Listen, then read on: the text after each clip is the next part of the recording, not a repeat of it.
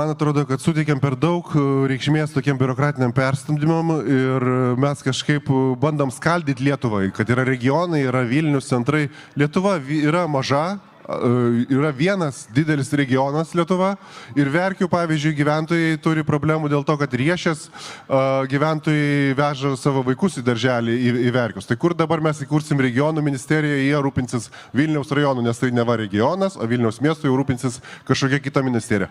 Mums kaip tik reiktų neskaldyti tų atsakomybių, laikyti viską bendroj valdį, kaip sakyti, administravimo vietoj ir turim suvokti, kad į Molėtus važiuojam dirbti iš Vilniaus, ten pasistatė Teltoniką, kurie atsiveža ten specialistus ir iš Vilniaus.